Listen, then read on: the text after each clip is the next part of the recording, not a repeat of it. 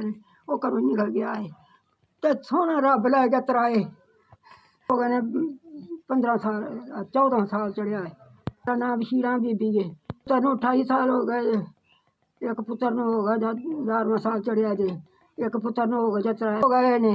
उन्हें मैनू की देना है तो कोई मदद करो। दो बच्चे ने यतीम जड़े एक दे तो कोई मेहरबानी करो अपना इलाज कराने वास्ते तो हो जावा।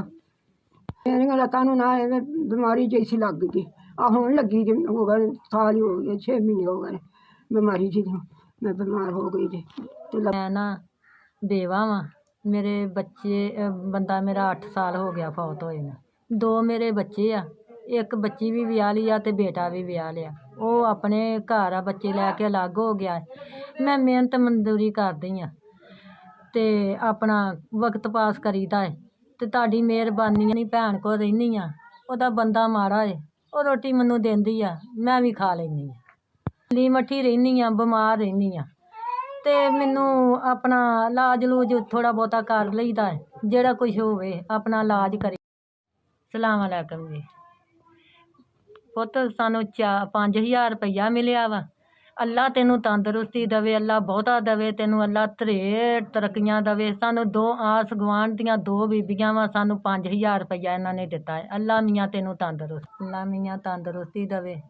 ਅੱਲਾ ਜਿਨ੍ਹਾਂ ਨੇ ਵੀ ਭੇਜੇ ਆ ਅੱਲਾ ਉਹਨਾਂ ਨੂੰ ਸਿਹਤ ਤੰਦਰੁਸਤੀ ਦੇਵੇ। ਅੱਲਾ ਬਹੁਤਾ ਦੇਵੇ। ਅੱਲਾ ਮੀਆਂ ਢੇਰ ਤਰੱਕੀਆਂ ਕਰੋ। ਅੱਲਾ ਤੁਹਾਨੂੰ ਬਹੁਤਾ ਰੰਗ ਭਾਗ ਲਾਵੇ।